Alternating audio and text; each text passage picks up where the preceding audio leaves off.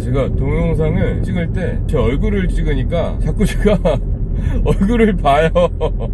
사고 나겠더라고요. 그렇다고 음성만 올리기도 뭐하고, 그래서 출퇴근하면서 동영상을 찍자.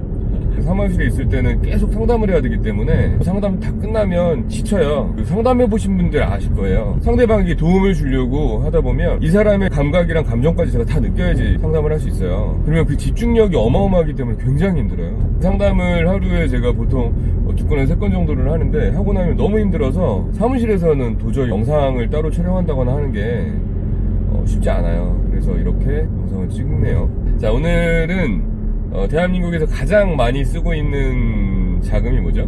신용보증기금이에요. 신용보증기금. 이거 말씀드리기 전에 제가 직접자금, 간접자금 먼저 말씀드려야 되겠다.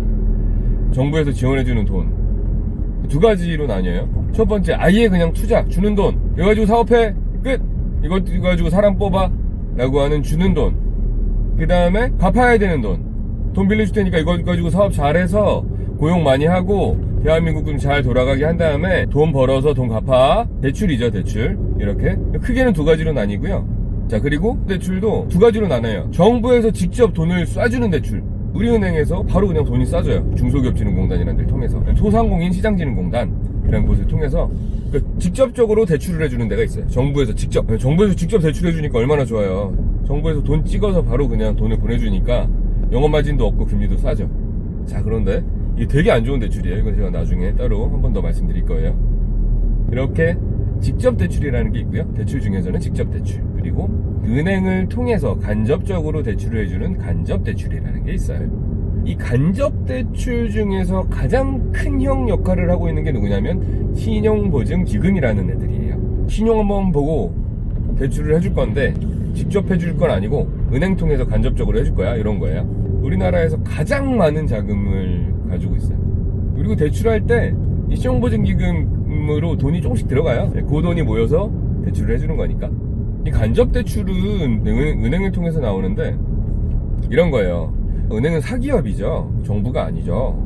이윤을 추구하는 사기업이에요. 자, 이런 사기업한테 야, 여기 창업한 회사가 하나가 있는데 매출은 좀 고만고만해. 돈 좀 빌려줄래? 라고 하면 이 이익을 추구하는 은행에서 돈을 빌려주겠어요? 돈은 은행에서 가지고 있어서 돈은 줄 수 있지만 은행에서 뭘 믿고 이 불안한 회사한테 돈을 빌려주겠어요? 근데 그렇게 하면 다 돈이 대기업한테만 가고 창업하는 기업이나 작은 기업들한테는 돈이 안 갈 거 아니에요. 자, 그래서 정부에서 이런 걸 만들어 놓은 거예요. 간접대출이라는 상품을. 뭐냐면, 야, 여기 A라는 회사가 있는데 YG정밀이라고 해볼게요. YG정밀이라는 정밀 가공업체가 하나가 있는데 창업한 지 얼마 안 됐어. 매출이 한 10억밖에 안 되네. 돈 좀 빌려줄 수 있어? 근데 담보가 없대. 그럼 은행에서 싫은데? 여길 뭘 믿고 내가 돈 빌려줘? 회사 금방 망하면 어떻게 하라고? 그러니까 정부가 그냥 돈 빌려줘도 돼. 네가 돈 빌려주고 이자도 너 다 먹어. 그런데 혹시라도 네가 걱정하는 것처럼 이 회사가 망하면 내가 망한 것만큼 내가 돌려줄게. 보증해줄게. 보증서 줄게. 정부에서 돈 빌릴 때 보증서 준다고 하잖아요. 부모 형제끼리도 보증은 서지 말라 하는 그 보증을 정부가 대신 서주는 거예요. 신용보증기금이라는 공기업을 만들어서 이렇게 보증을 대신 지원을 해주는 게 이게 간접대출이에요. 간접대출을 해주는 기관이 크게는 3개의 기관이 있는데, 큰 형이 신용보증기금, 둘째 형이 기술보증기금, 이제 셋째가 신용보증재단, 지신보라고 해요. 지역신용보증재단. 이렇게 단어로는 신보, 기보, 재단. 약어로는 저희가 보통 이렇게 얘기하죠. 신용보증기금을 줄여서 신보, 기술보증기금을 줄여서 기보, 지역신용보증재단을 줄여서 재단, 이렇게 얘기하죠. 정리가 됐나요? 정부에서 지원해주는 자금의 구조는 어떻게 돼 있다? 그냥 줘버리는 돈, 그냥 주는 거예요.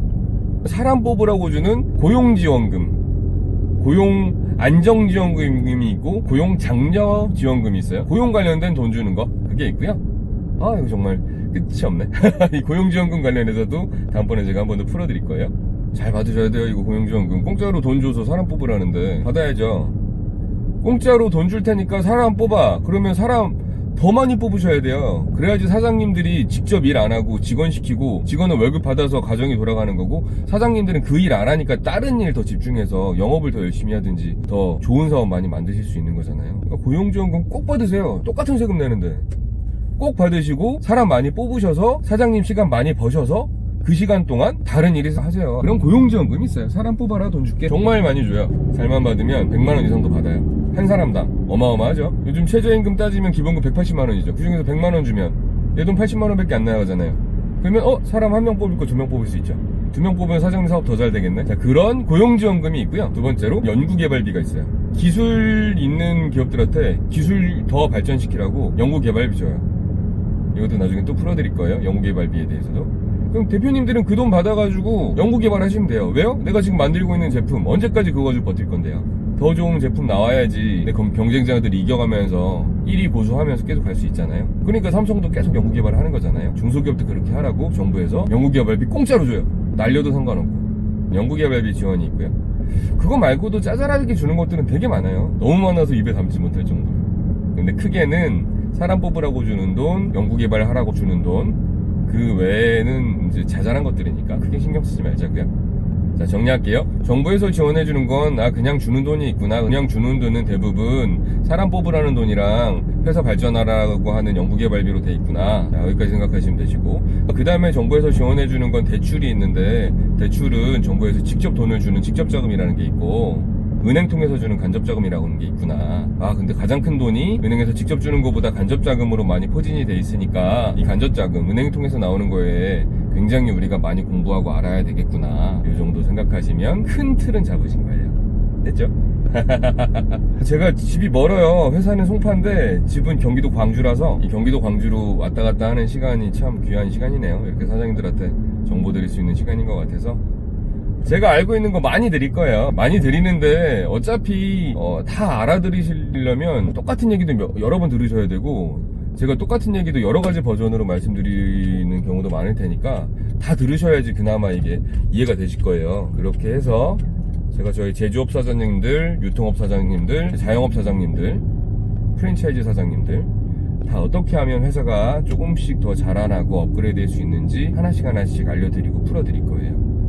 저는 사장님들 굉장히 많이 응원해요. 저도 사업하고 있기 때문에 얼마나 사장님들 진짜 목숨 걸고 일하는지 알고요. 얼마나 힘들게 일하시는지 알아요. 저는 10년 동안 제가 봤던 거에서 사장님들이 정말 힘들어 하시고 정말 많은 걸 내놓고 가족의 모든 재산과 명예와 그 모든 노동력까지 동원해서 이 사업하시는 거 누구보다 잘 알기 때문에 정말 사장님들 응원합니다. 잘 되셨으면 좋겠어요.